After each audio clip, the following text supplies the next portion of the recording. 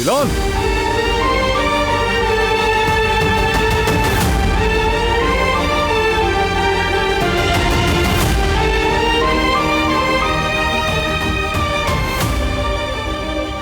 वो यहां थी बाबा, दिलान यही थी।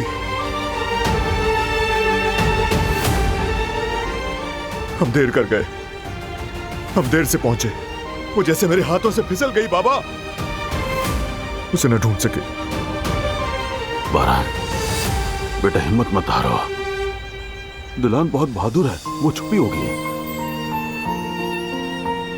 उसे जिंदगी की अहमियत मालूम है और अब वो सिर्फ एक बीवी नहीं है,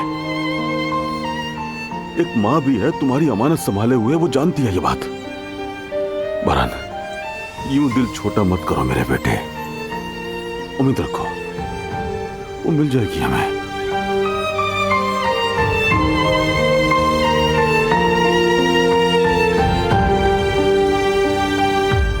ऐसा ही है।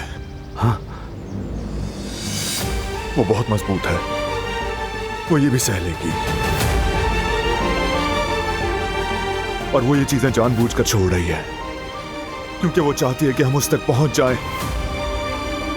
हाँ बेटा, ढूंढ लूंगा उसे। कुछ भी हो, मैं अपनी बीवी को तलाश करूंगा बाबा। हम ऐसे ही करेंगे, लेकर जाएंगे उसे।